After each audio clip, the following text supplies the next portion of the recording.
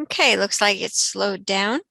Hopefully we get back the majority of people that came this morning so we can make it a whole package for everyone. So welcome back. You're at Core Concepts of the Introduction Part B. So let's take a look at what we're going to do this afternoon. We're going to finish going through our sample strand. Remember, we've already done the strand cover sheet. We talked about the skill survey. We've looked at the forms and graphs and how to get that information. Now we're going to move on to the data charts, brief descriptions, primary evidence, how to calculate accuracy and independence, self-evaluations for all content areas, and important reminders. So settle in. Remember to keep your questions about the PowerPoint. If you have any questions that start with, I have a student who, you can email me directly. So let's start with our data charts. A data chart, and just a reminder that the data chart and 2 pieces of evidence is for ELA language, ELA reading, and mathematics. So if a data chart is required, you're going to use either a line graph, a bar graph, or a field data chart. And what do you need on each of those? Well, you need the student's name, the learning standard, which is at the student's grade level, the measurable outcome, which we talked about, that all-important measurable outcome. That's the skill to be assessed. That's either the entry point or the access skill. Then you're going to have data points, and you're going to have at least 8 data points, and that's when school is in session, and there are 8 different data points. You're going to have a percent accuracy and independence for each of those data points. And in the brief descriptions, you're going to have what the student was asked to do, which is based on that skill in the entry point, and then how they did it. And that's going to be using instructional approaches and formats. So let's get into that, and we'll show you what a bar graph looks like. So this is a bar graph. This is Michael Scott's, the one that we've been breaking down. And you'll see there's the student's name. There's the learning standard as written. And there's the measurable outcome. Remember, that's the entry point. Then you'll see that there are percent accuracy and independence for each of those dates. And then you'll see the different dates at the bottom. And a lot of people will give 10 dates. They'll just finish out the graph so that in case there's a mistake on one of them, you've got a little backup. Last year was such a difficult year. People were hard pressed to just get 8 dates, but I would highly recommend this year that we go back to encouraging you to do all 10 dates. And then finally, we have the brief descriptions, and we're going to go into those in more detail in a few minutes, but that's the what the student did and how they did it. Then we have a line graph. Same exact information. The only difference is a line instead of a bar. And it's really about your preference. And finally, our third choice is a field data chart. And the field data chart has these symbols, as you can see on the side. It's like a little key. A plus or minus is for accurate, and I or P is for independence. And that's how you create this data chart. And then each day has multiple trials, but just for that day, just for that measurable outcome. And the teacher is recording each response that the child gives. And so each date, those are the different trials, and that's how the student did. This is very helpful for students that are using access skills. It really can help you determine more data that you might need to help improve whether the student needs it on their needs the material on their left side or the right side. Perhaps they react better to a different person working with them, but you can get more information from this field data chart. It's a little harder to see the progress, but all the same information is there. There's the name, the learning standard, the measurable outcome, and the 8 different dates. And on this case, there are 10 different dates. So if you're going to just summarize, like on work samples, you could use a bar or a line graph. If you want to record multiple responses on the same date, then you would use a field data chart. And Kevin's going to show us how to set those up in a little while. What you do not want to do is to start your data chart with 80% accuracy and 80% independence, because that means that your student has already mastered that skill. You don't want to spend 8 to 10 dates on a skill that the student already has. And I think if we see right there, that's 100% accuracy and independence, but anything over that 80% in both, remember that's both. So it's very different if one is 100 and one is 0. We're talking about both accuracy and independence being above 80%. If it starts like that, then the data chart is not scoreable. If that's just a blip, if your student happens to get this absolutely correct and then the rest of the time they really show that they don't understand, don't put that 100 and 100 in the first data point. Just don't use it. Just ignore it. The other thing you don't want to do is you don't want to do a 0% and a 0%. Because what does that mean? If they were 0% accurate and 0% independent, they didn't do anything. They might have been non-compliant. They might have been under the table. They might have been sitting there and just watching you work. But either way, you don't put it anywhere on the data chart, because then it's not counted as a scoreable data point. Okay. And that goes for the evidence too. Don't submit 0 and 0 for any evidence. So brief descriptions. So the reason we want these brief descriptions is because we're only asking you to give us 2 pieces of student work, primary evidence. So those 2 pieces of primary evidence is all we have. So on those 8 brief descriptions, we want to know how you're assessing that skill. So we want to make sure, number 1, that you're assessing the same skill that you said you were going to assess. And then how did you do it? If we were sitting in your classroom, what would we see? Just a little snippet of what and how. And the how can be instructional methods, approaches, the materials that were used. It also counts towards generalized performance. I don't talk about scoring the portfolio here, but generalized performance is part of the scoring areas, and it's either a 1 or a 2. You can't get lower than a 1. And if you differentiate, you get a 2. So perhaps you do a worksheet and then maybe a math program on the computer.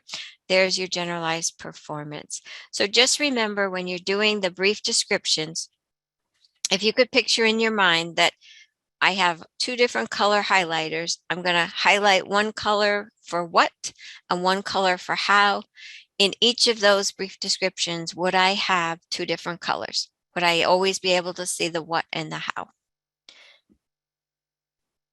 We talked about this earlier in part A when I said to make sure you review the verb. It's so important. You want to make sure that when you're giving us those brief descriptions, that you include the synonymous verb as the one that's in your measurable outcome. So if you have identify shapes in there, you can use terms like label, name, point. Those are all the same thing. However, if you choose an entry point that says describe, I don't want to see identify in the brief descriptions, because that is not describing. If you see the other synonyms for describe, you see explain and giving details, portray, express. You expect a lot more with describe.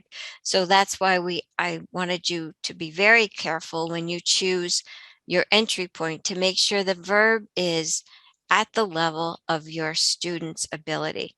So if you use identify for describe, that's not going to work. It's not going to count.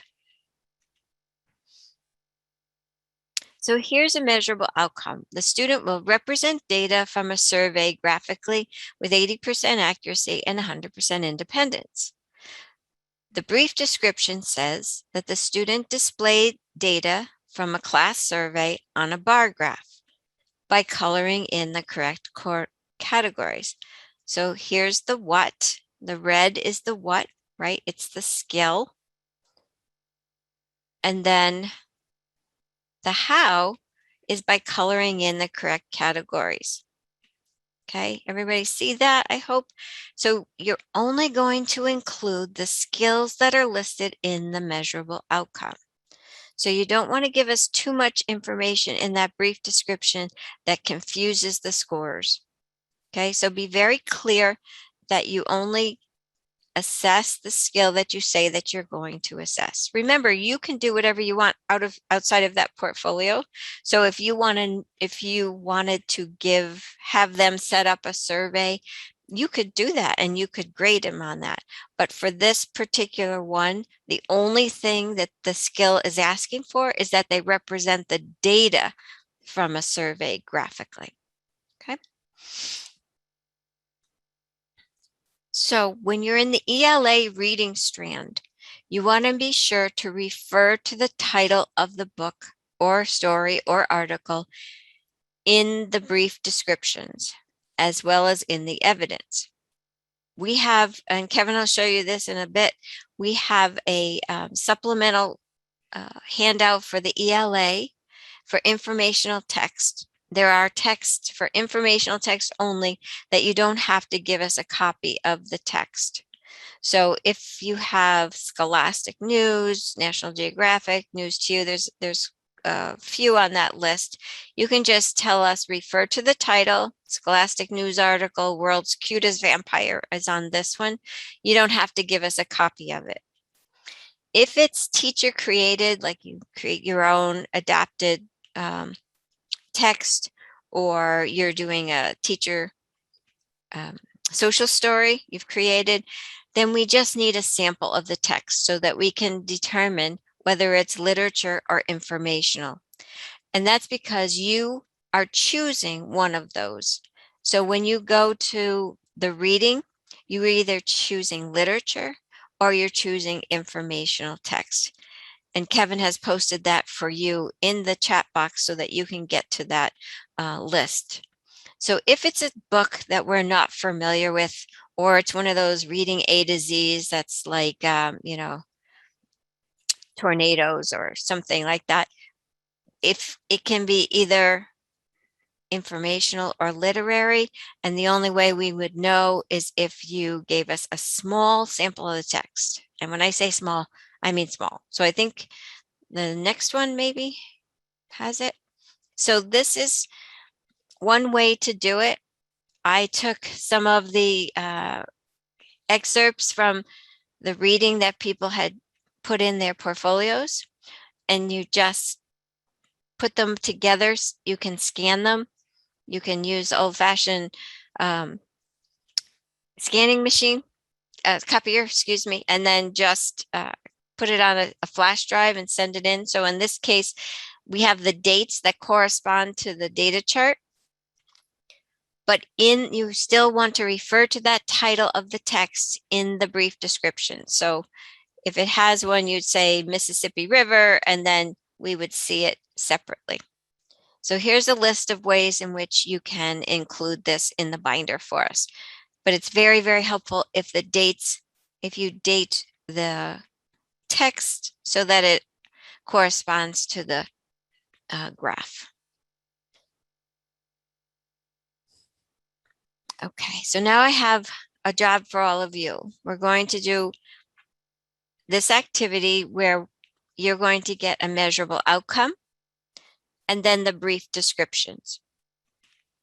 Your job will determine whether or not the brief description is acceptable or not acceptable based on that measurable outcome. So based on what you just heard about brief descriptions, about reading, about everything we talked about in that part A, let's see how you do. We'll start with, it'll be in a survey form. So the first one is Larry's brief description acceptable or not acceptable. So if you can't read it there, it says Larry will describe the central message of a literary text with 80% accuracy and 100% independence. And the brief description says, Larry answered 4 questions about the main idea. So go ahead and answer the questions if you can read them. I hope you can read them. Let me look in the chat and make sure you can read them. Okay. We'll go over them as soon as you're done. Remember, you're going to look at the skill in the measurable outcome and then see if what the teacher's activity did agrees with that particular skill.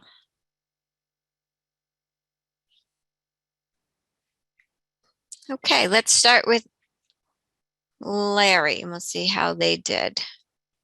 You can keep answering. I'm going to start with Larry. And Larry answered 4 questions about the main idea, but what was he supposed to do? He was supposed to describe the central message of a literary text, not just answer questions. And what's missing in that reading? We have no idea what the title was. I don't know what it's supposed to be, a literary text, and there's no text. So that would not be an acceptable brief description. Okay, let's see how you did with Pasquale. The measurable outcome says that Pasquale will identify the value of US coins with 80% accuracy and 100% independence. Pasquale sorted nickels, dimes, pennies, and quarters. So 25% thought it was acceptable and 75% said it was not acceptable. It is not acceptable. I wish you were in front of me so you could tell me why, but we'll explain it because the measurable outcome says they're going to identify the value of US coins. And there is one that says to sort, but that isn't what they chose. They chose to identify the value of US coins. So that is not an acceptable brief description. The next one is Sophia. Sophia will demonstrate the meaning of a newly created compound word with 80% accuracy and 100% independence. Sophia put puzzle pieces together to create compound words, butter plus fly. So 46% said it was acceptable and 54% said it was not acceptable. This is a tricky one. What you have to realize is this is about vocabulary acquisition and use. And it says that Sophia is going to demonstrate the meaning of a newly created compound word. Okay, she did not demonstrate the meaning. She just put the puzzle pieces together. Okay, so that would be not acceptable. And the last one is ye. 27% said it was acceptable and 73% said it was not acceptable. So ye will solve 1 or 2-step equations involving multiplication and or division with 80% accuracy and 100% independence.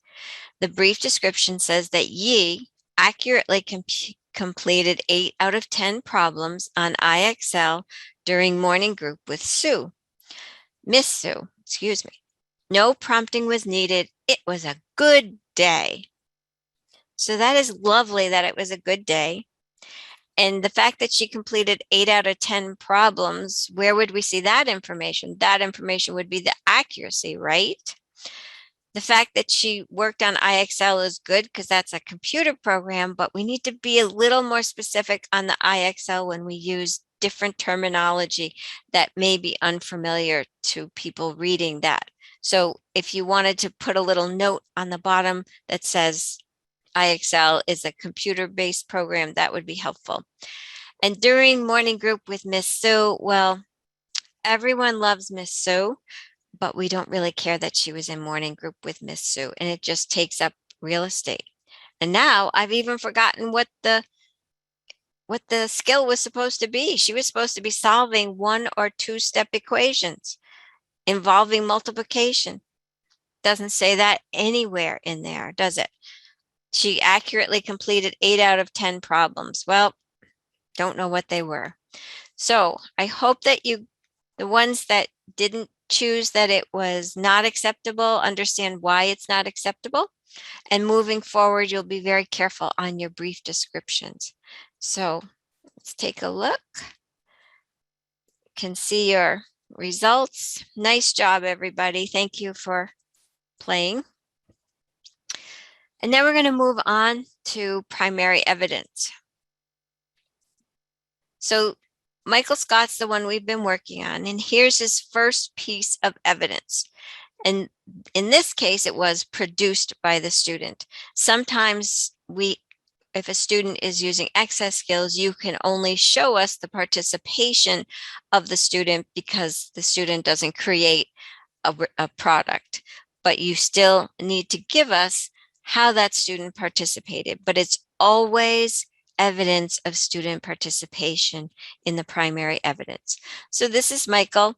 And the next page, we see the work sample description evidence. So each of these work sample descriptions for all evidence is going to have the student's name, the date, the accuracy and independence, and the brief description of the activity. And if we click on the date, we'll see the dates that you need to do for the MCAS-Alt. So dates for ELA and math, all ELA and math must be from this current school year. And that starts July 1st of 2021, and it goes until April 1st of 2022. Science and tech engineering is very different. Dates can be from the current year and one previous school year, if you would like, or if you can. Now, if this is your first year and you're doing grade 8, then you just have to submit in grade 8. However, if you're a teacher that works in a room with multiple grades and you have a grade 8 student and a grade 7 student, you can start the science with that grade 7 student and then submit it in grade 8. So for this year, the 2 years starts July 1st of 2020 and goes through April 1st of 2022. All dates on the work and on the data chart must reflect the days in which you're in session. Now, I don't know how it's going to work as far as snow days this year. If you're working remotely, then don't put snow days on your calendar. Obviously, no dates can be on the weekends or holidays or school vacations, okay? If you're a residential program, you make sure that you write on it that that the students are working through the summer. Okay, and I think with one click, we'll get rid of those. And so there we see Michael Scott. All the same information is there. As a new teacher to MCAS-Alt, I highly suggest you use these. They'll keep you from forgetting any piece of important information. So all the information we need is there.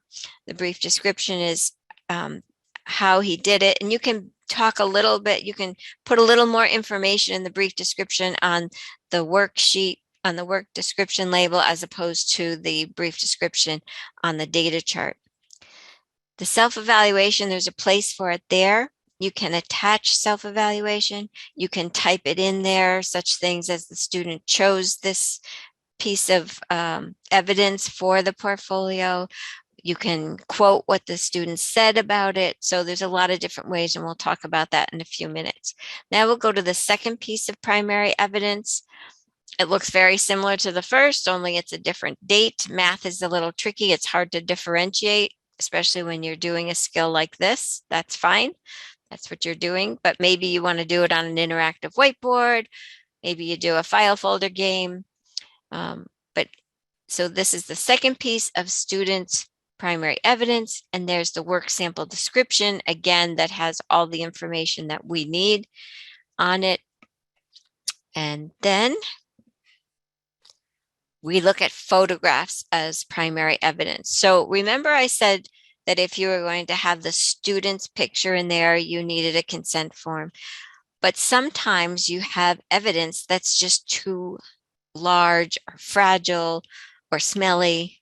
We had science experiments one year that was so smelly we had to evacuate the hotel. But you don't want to put that in your portfolio. You want to take a picture of it. However, you want to make sure that we see the end product. So in this case, the entry point is to compare the traits of a main character in a literary text. So the brief description says that Jamal orally identified character traits in Charlotte's Web. The teacher wrote this responses in this oversized Venn diagram. It's on an interactive whiteboard. This picture shows everything we need to show. After they took the picture, the teacher was able to write on it whether the student was accurate or independent. And on the top of that is his name, the date, the accuracy, and the independence. This is a question that comes up about their name.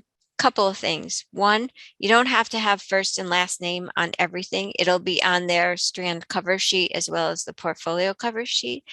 And two, if they go by a nickname, like if Jamal goes by Al, then, just put that in parentheses at the beginning so we know that it's the same student and don't think that you have mixed up your kids.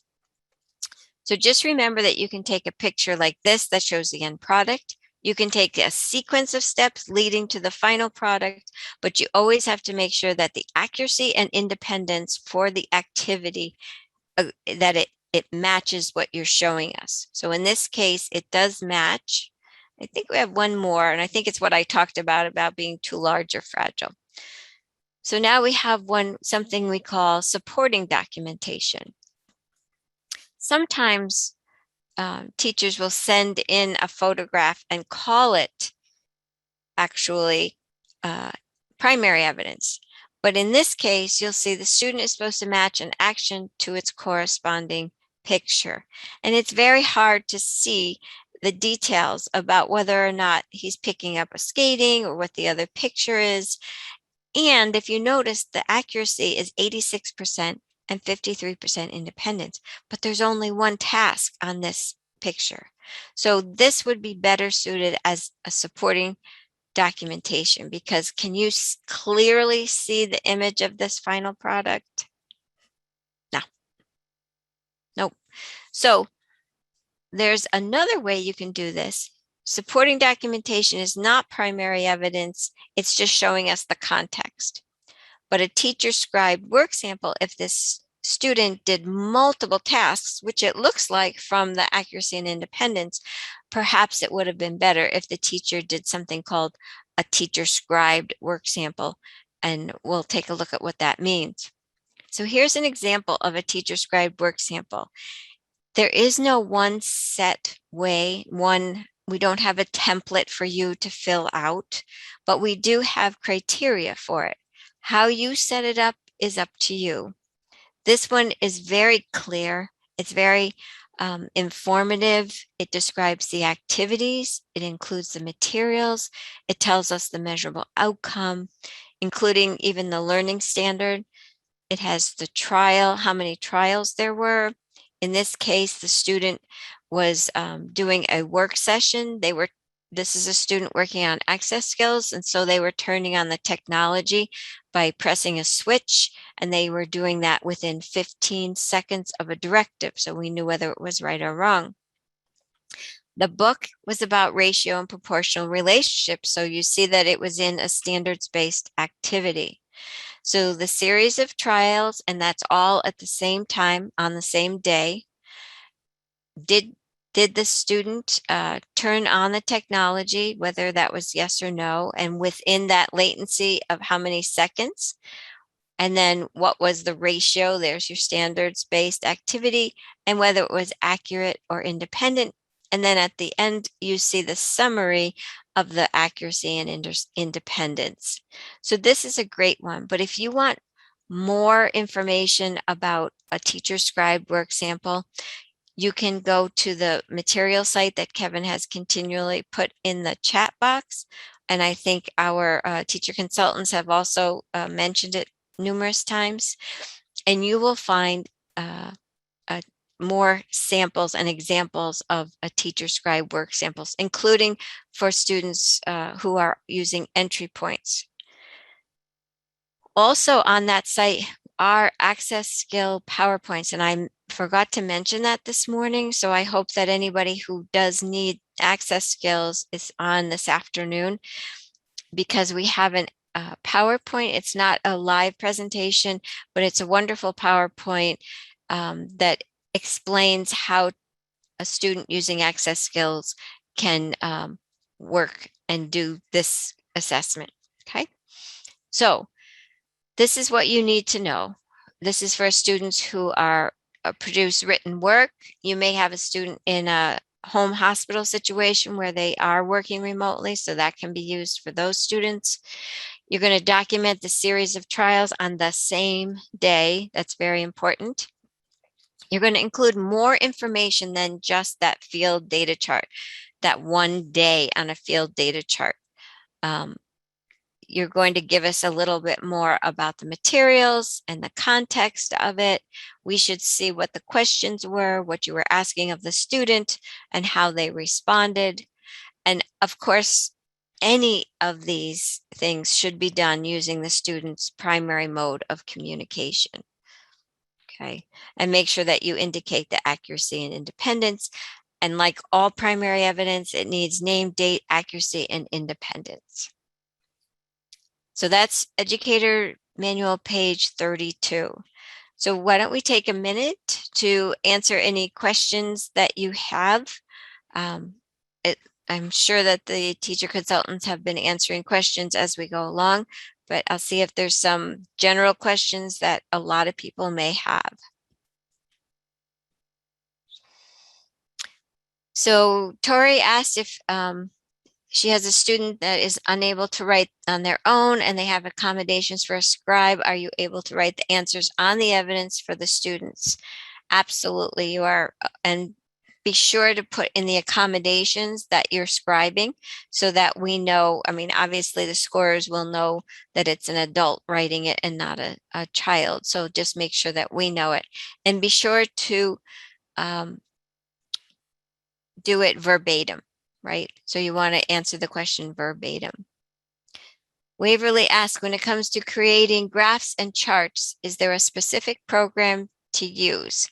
Absolutely, and Kevin's going to show us in a few minutes on how to create those. It's the same forms and graphs program that we looked at this morning. The teacher-scribed, Katie wants to know, is the teacher-scribed work sample a template that is in measured progress? No, it is not. That's why I'm directing you to some other examples. There's various ways to create a teacher-scribed work sample. So whatever works best for you, as long as we have all that information. Some teachers like to set up their own tables and charts and have it filled out the way they want it filled out. So as long as we have all the information we need and we know exactly what the student did and how they participated, it's acceptable. And if you have any questions during the year, if you want me to take a look at it, I'll be glad to share it with our teacher consultants and just make sure that it's obvious to everyone and it works. Okay. All right.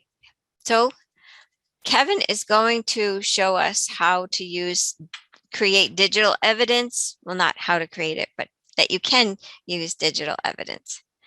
Take it away, Kev. Thank you, Deb.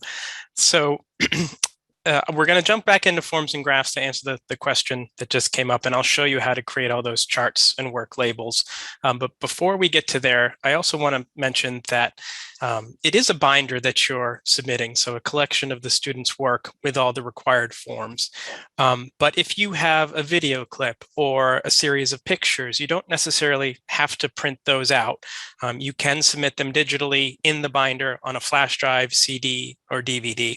That's fine, totally acceptable. A few things to keep aware of, particularly if you don't trust yourself working with files. One is just a tip that'll make it easier for you and the scorer is if you actually rename the files. So not just the generic 678945.jpg, Brian writing. Just name it what it actually is, and then it'll let you know you put the right file on there. And then when the scorer goes to look for it, it's easier to find. We have had some files over the years that people probably didn't intend to put onto the flash drive. Nothing scandalous, but clearly things that didn't have anything to do with the student. So just renaming them is a nice way to know that you get the file that you're after. The other thing is, if you don't trust yourself moving files around and saving and renaming things, if you're worried that it won't open, the fail-safe is try to open it on something other than the computer you're currently using. So save it on one, put the flash drive or CD in a different computer, try to open it there. If it opens, likely we can open it at scoring.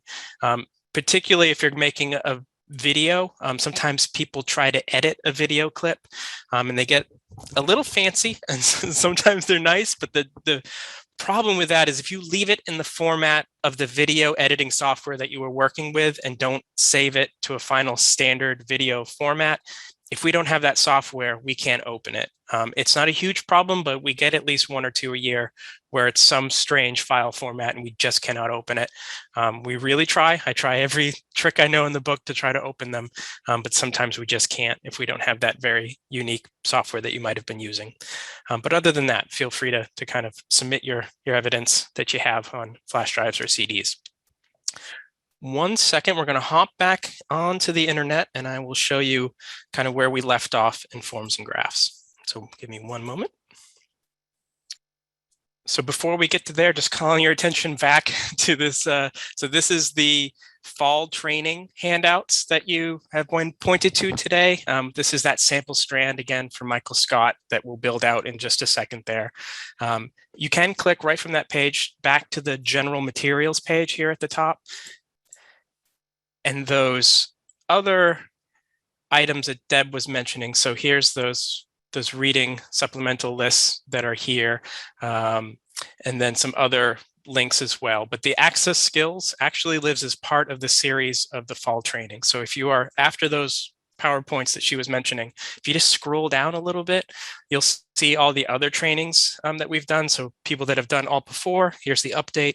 But right here is access skills. So it's not a narrated PowerPoint, it's just slides that have been made available. There's one strictly for ELA writing and then just a more generic access skills.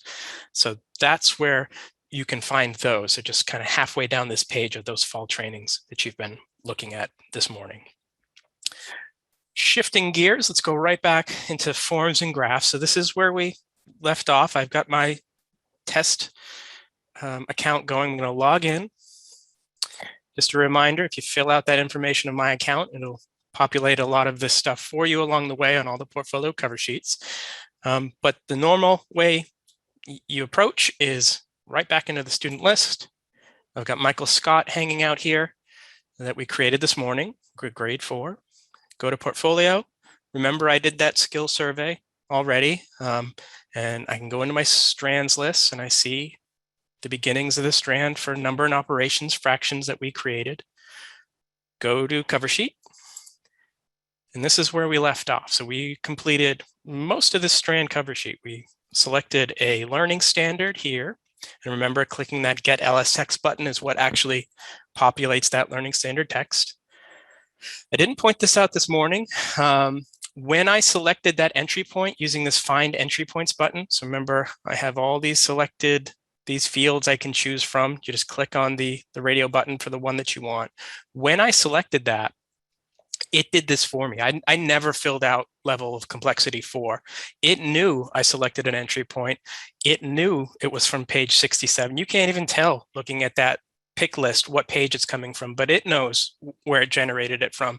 So it will do this for you. It will populate that level of complexity. So using this Find Entry Points as your means to select will populate level of complexity for you. So to get to what Deb was just mentioning, creating data charts and work description labels, that all happens at the bottom of the page. So we have this gray box with some titles of different things. We've got our data charts. So there's field, bar, and line, and then work description label. There is a separate one for video descriptions. If you're doing a video clip, it's identical to the work description. It just gives you a place to say the file name of the video that you're using to submit for evidence, but it's functionally exactly the same as a work description label. So just to remind you, we are rebuilding our Michael Scott sample. So I've got it open here just to give you a reference, but if you have it open, that's great. You can follow along. So you'll notice he has a bar graph. So how you create a bar graph is you just click on the name of the thing you want. So what do you know? Bar graph. Click bar graph. there it is. It drops in a placeholder to start building out your bar graph. There's also line graph. No, they're 100% the same in the functionality of how you create them. It's just the final product will give you lines instead of bars. But what I'm about to show you for bar graph will work identically for bar or line graph. It doesn't matter. How you actually start to work on the graph, you go to evidence page. And it doesn't really look like a bar graph. It's just giving you a place to enter the data to generate that bar graph. You'll notice it pulled in everything it knows at this point. So I've got the student name, the strand, the content area. Worth pointing out, it does carry over that measurable outcome. I didn't save it when I did, so make sure you replace your XX accuracy. But you can't change the measurable outcome here. It's just text on the page. I can't type over it. If you wanted to change the measurable outcome, you could go back to the strand cover sheet and it will let you change it here. So let me take that opportunity to put in this time I am going to save it. And now when I go back, it updated it for me. So it will keep it aligned. That measurable outcome has to be the same on every data chart, every piece of evidence that you're putting. You can't mix and match it according to the evidence that you're using. It's the one skill that carries through the entire strand. So you can edit it, but it'll edit from the strand cover sheet and it'll just carry over to everything you've done or are going to do. But onto the bar graph, you just have 10 available spaces to put data in, and it's just a matter of data entry. So you click edit on the line and it'll activate it for entry. We know on Michael's sample, the first one is on 10. I won't build the whole thing for you, but you'll get the idea. So it was on 10, 29, 21, so a date. For his first case, it was 0% accurate, 100% independent. And remember, that's okay. That as long as one of them is below 80%, that's an acceptable first data point. So I've got one at 100, but one at 0, which is way below 80. So that's totally acceptable for that. Just one of them has to be below 80%. And then the brief description. I won't type the whole thing, but you get the idea. It's just a text box. It is limited in space, and you do see people questioning, like, I don't have enough space, but you don't have to be, it's meant to be brief. What did they do? How did they do it? You don't have to type a lot. You don't even have to put the student name in there. It's at the top of the page. You can just say, order 4 decimals per number line on a worksheet with 5 number lines. That's right to it. What did they do? How did they do it is all you have to write in the brief description. It does give you a general count with this character count of what will fit. It depends on the words you use and how they break in that box. So it's not 100% accurate, but it's a ballpark to let you know that you're definitely getting close to filling up that box. So that's one data point. You can save, but just by activating the next line, it'll lock in that second. So when I click edit, it'll lock in that first one and give me a place to enter one more date. I'm going to do one more for you. 21. This time it flipped for Michael. He was 100% accurate and 0%.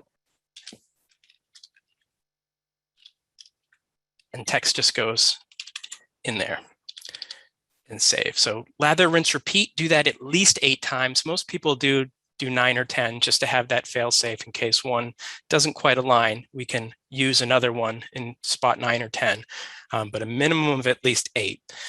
But how you actually create the graph, there's a couple different ways to do it. Right from this page, you can save and then printer friendly, because again, this is intended to be put into the binder with the evidence that you've created. It'll give you this little warning that says this looks better landscape instead of portrait, so wide, not tall. When you print it, you have to set that on your actual printer. Click OK, and then you get the graph. So it'll generate the actual graph that gets printed and put in. So it'll create all the bars and the description line exactly the same. Just you see lines here instead of bar. Question that comes up sometimes is, does it have to be in color? And absolutely not. It will print grayscale just fine. Probably most are black and white, and that's totally fine. We have all the information we need right on here to score it. So that's the bar graph. And remember, line is identical. It works exactly the same, just lines. I'm going to hop back into the strand cover sheet. Down at the bottom, I'll quickly show you the field data chart. It's definitely the least used of the data charts, but if you have that series of trials that you're doing, as Deb was showing you examples in a field data chart, it is obviously made and great for that, but most are bars or line graphs. And the other question that comes up, do I have to use a bar or line graph? Is there? No, it's your choice. So whatever you think might display the data the easiest to read or your preference, it doesn't matter. It just has to be one of these three types. But the field data chart, it is a little bit different. So we'll create one here, drop it in the field data chart. Top is pretty much the same. It pulls in everything it knows, but where it takes a bit of a turn is down here. So gone are just those 8 different lines. Now we've got, or 10 spots for a data chart. We've got 10 dates meant to input different accuracy and independence and information for each of those dates in a trial. So basic plug and chug kind of information. You're just giving it a date.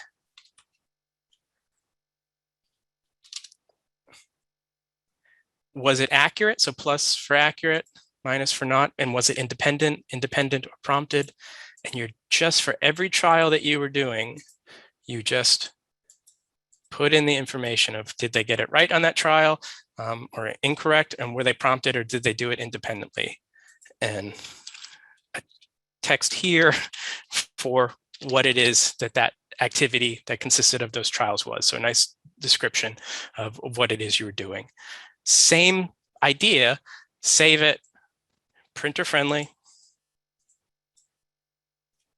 and it'll start to do that graph for you. So it will do the math for you. You don't have to worry about that. And this box down here for the prescription will grow a little bit. This one functions a little bit differently. It will kind of bump out as you type more and more. So don't be surprised if the field data chart goes on to 2 pages if you have too much text. That one will break across pages. But basic ideas, for each day of trials, you're giving accurate and independent, and summarizing it with the accuracy and the independence. So as I mentioned, less used, but is here if you choose to use a field data chart. Back into our strand cover sheet, I'm going to clear out my field data chart. Just going to delete it. And this is another delete that means it will go away for good when I delete it. And work description labels. We know in Michael's sample, he had 2 work description labels. And to generate those, you can just click work description. I'm going to do 2 just right off the bat to point out this little generic, your description goes here. You don't have to use this. This is here for you to be able to tell one thing from another, because you'll notice both of these work description labels are just generic work description label. Once I build 2 of them, I'm not quite sure which is which unless I remember what order I created them in. So when I pop into these, so if I go into this first work description label, whatever I type in this little yellow box at the top, be as descriptive as you want, as long as it means something to you. When I save it and I go back to that strand cover sheet, it will put that here. So I know this is my sample 1, and this is something else to do with pumpkins or whatever it may be. If you've got 2 or 3 different work description labels, that's the only intent of this, is to provide some clarity of which work description label that is. So that's there for you to be able to make that distinction. But the actual work description label itself is pretty straightforward. There's really not a whole lot to do. It's basically filling in the empty fields. So if we look at Michael's first work sample, we know it was on 1/8/22. So fill out the date. We know it was 85% accurate, and it was 100% independent. And then we only have 2 other text boxes. So the brief description, little more room. You'll notice there's 500 characters here that would nicely fit in there. So you're just, again, just typing what it is that you're attaching this to. What does the evidence show? What was that activity? What did they do? The how did they do it is a little more obvious because you're attaching this to actual evidence in this case, but just kind of setting the stage of what it is that the evidence is that you're attaching this to. And Deb will go a little bit more into self-evaluation following this, but just know that you can use this text box to describe how it happened. Like you could say the student made a choice of materials to be used for this activity. Some people have, and Deb will again show this, a whole separate like standardized self-eval worksheet that they use that they can check off. I did great, this was too hard. And a lot of people like to use that or something like that, and then just say see attached here. And then the scorer knows, okay, I've got some evidence of self-evaluation somewhere in here that I can find along the way. So just letting them know that it's there. And that's about it. That's it for the work sample description. We'll do one more really quick just to build it out. So we can go back to our string cover sheet. Here's that second one. I'm just going to say number 2. We know this one was on 111.22, was 100% for both. And then again, just filling out the brief description, and then you can use self-evaluation. And maybe there wasn't any self-eval for this strand, that's okay too. But you could also just see attached if you're using that sort of secondary self-eval. You can print these out separately. So for any page that you want to do, there is this one-off where it will print just strip away everything and do the work sample description label. But if we go back to the strand cover sheet, and up here at the top, instead of printer friendly, now it says print options, because I've got several different forms and data charts and other things going for this strand. When I click print options, I can do just the strand cover sheet. So if I want a one-off of this cover sheet only, I can do that, but I can also do this multiple forms. So when I click multiple forms, a new tab will open up. It'll give me the strand cover sheet. It'll look way back to what I probably completed at the start of the year, grab that skill survey, tuck it in there for you. And then I get my work description label for the first one I did, and then the second one. So it'll stitch them all together. If you actually generate this to a printer, it'll put page breaks in and spit out one page after another. It won't blend them all together. But what about that data chart that I did? Up here at the top, it knew I did a bar graph. These look best, the strand cover sheet, the skill survey, if you print them portrait. The bar graph, the way that it generates, I can't tuck this in here. It has to be on its own in order to give you the option to print that landscape to get a better graph. So it tucks it up here by itself. Click to print the bar graph, gives you that same message about landscape. And then you'll get a new tab with just that bar graph. So in 2 clicks, you can get at everything rather than opening, print, close, opening, print, close a bunch of times. And again, you get to that right from this print options on the strand cover sheet.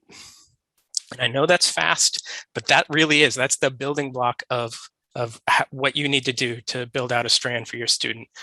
Reading, language, all of the math, this is the format. This is all you need to do to be on your way to a complete strand of strand cover sheet, data chart, 2 pieces of evidence. That's the key to remember. I'll kick it back over to Deb now, who will move it along and then talk about some self-evaluation as I referenced, and show you some examples of that as we go. So back to Deb. Thanks, Kev. And if you're brand new to this process, which probably most of you are, you have no idea what an accomplishment this is to have those print options. I mean, people have been asking for that for 20 years. So it's phenomenal. But Kevin is a genius, in case you haven't noticed. So we're going to talk about calculating accuracy and independence. This is very important. This question comes up a lot, and we're going to take a look at how that happens. So here is a piece of Michael's evidence, and it's a language piece, and it was doing idioms. So you can see on the side that the teacher has checked off anything that is correct and put an X on anything that was incorrect. So I think just one click, Kev. There we go. I forget we're like one little beat behind. So I know that he's clicking it and I have to just be patient. Sorry. So you can see number 4 has an X next to it. So we're looking at that as incorrect. And so for the accuracy and independence, there would be 7 of the 8 correct, and that would be 88% accurate. Then we see 2 P's next to the first 2 sentences. It looked like this student needed a little help just to get going. So they were 6 of the 8 were independent. So remember, we're taking that data on the independence. So they were 75% independent on this particular sheet. So how do we do that in real life? Because you really want to make sure that you have a quick and easy way when you're working with a group of students. So you need to come up with a system that works for you. One of our teacher consultants said they used to use a green pen. And so whenever the paraeducators were in the classroom and they were helping a student, prompting them, they would put a little green dot next to that. And so when the teacher collected the papers, she knew which ones were prompted and which ones were independent. So anything like that helps you.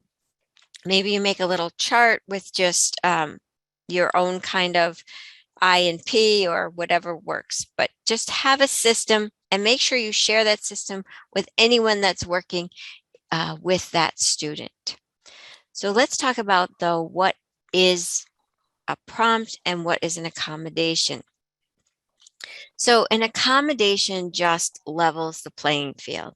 An accommodation is not included in that calculation of independence. So if the student uses a text reader, has a scribe, a calculator, those are things that are just accommodations. If you're just giving them a cue like, pick up your pencil, show me you're ready, that is not a prompt. A prompt is anything that's going to get the student closer to the answer, okay? So for example, you could eliminate answers, right? They picked the wrong answer, and so you eliminate some choices.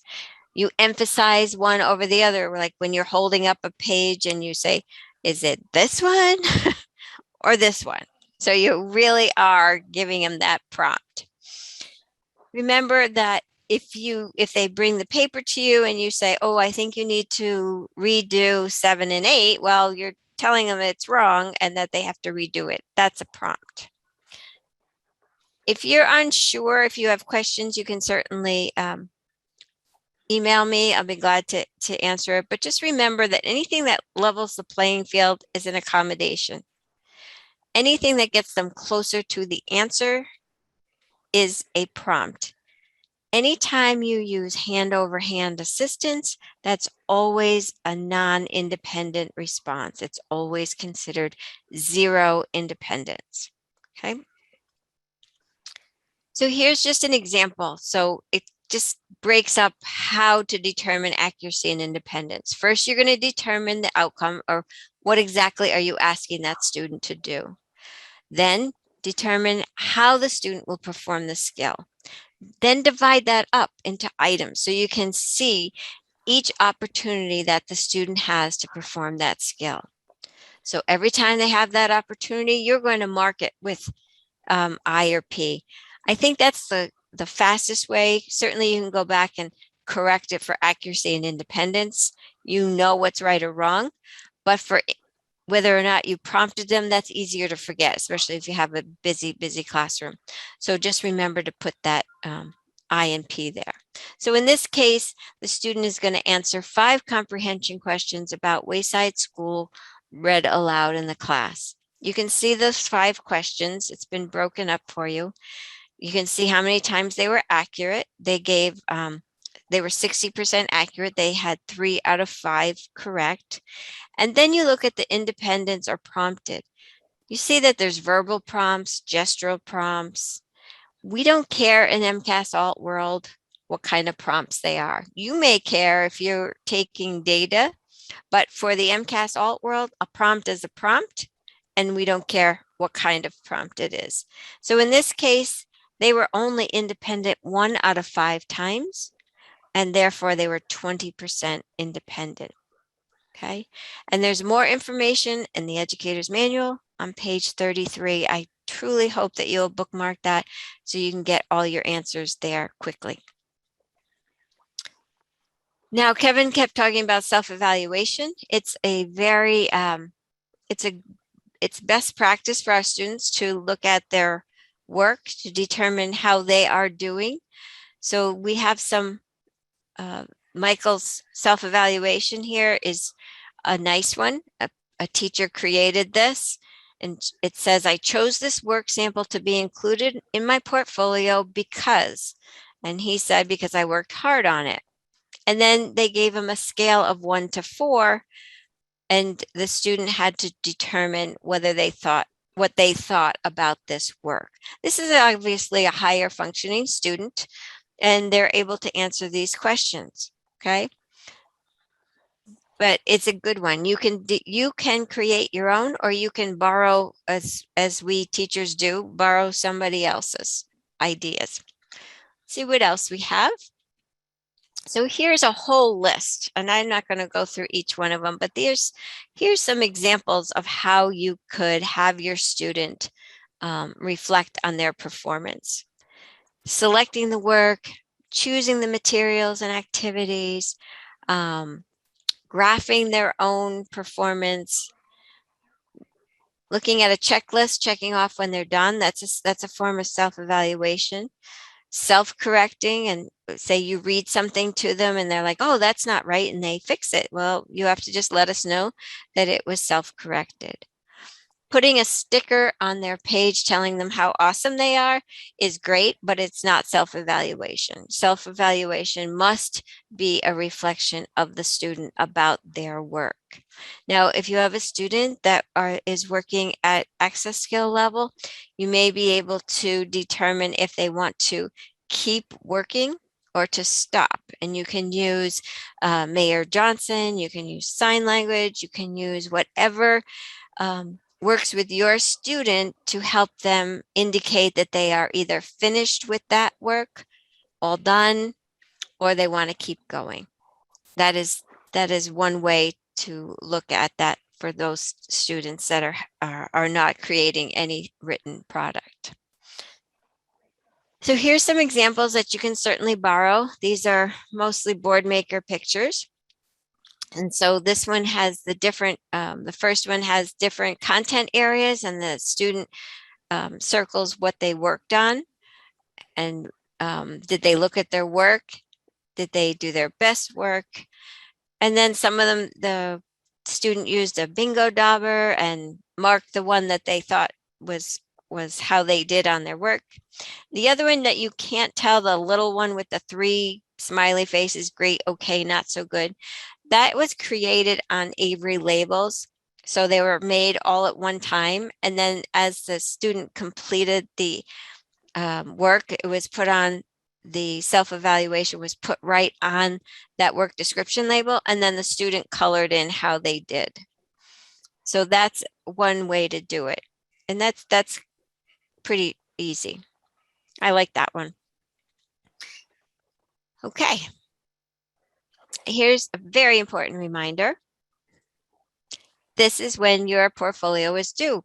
It is due Friday, April 1st, 2022. No late portfolios will be scored, so make sure that they are ready to go and boxed up by Thursday, the 31st.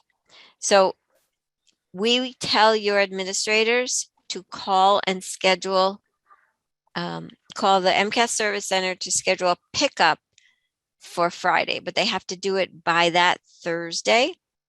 So you might want to give your administrator a little nudge to make sure that they have called and scheduled it.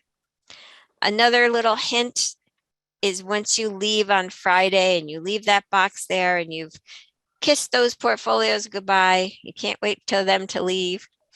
You come in on Monday and make sure that the box is gone. We have had them be found in closets, like way too late. Okay, so please make sure you double check that they are gone. So I will open, well, let me show you a couple things. I want to make sure that you know we have the ELA writing. So if you've never done the writing before, I think some people may have come to the writing before they came to the intro. So if that's true, you don't need it. But if you haven't, please attend October 21st. That's at 1 o'clock. And then we have the science and tech for grades 5, 8, and high school. That's at 10 a.m. on October 21st. So I hope to see you there. We also do a review session in January. Unfortunately, it'll still be virtual at that point, but we make it work. We have these wonderful people. Besides our teacher consultants, we have training specialists. These are your colleagues. They work in your school systems, and they're trained by us, and they're going to be available for you to ask questions, to share your screen, to show them some of the maybe the graphs or the evidence that you've been doing, and they can give you some feedback and make sure that you are on the right track. I am also always available for questions. If I'm not on the presentation, I get back to you pretty quickly. So feel free to reach out. But your first line of defense is going to be your educator's manual. Okay, please go to the educator's manual and get your questions answered. I know a lot of you have questions like, I have a student who, and you have very specific questions. But if you want to know what the requirements are or how to do a data chart, all that information is in your educator's manual. So Kevin has put up my email address. This is the phone number. I'm typically available 8 to 4. Happy to talk to you, email you, help you in any way that I can. We also have these wonderful teacher consultants that will help you. And Kevin, of course, is always available for us. So whatever we can do. So if you have questions, it looks like we have no questions. So that's great. And so I just want to say thank you. Thank you to our interpreters. It's been a pleasure working with both of you, and to our teacher consultants, and for all of you to spending this day with us. Have an awesome rest of your week.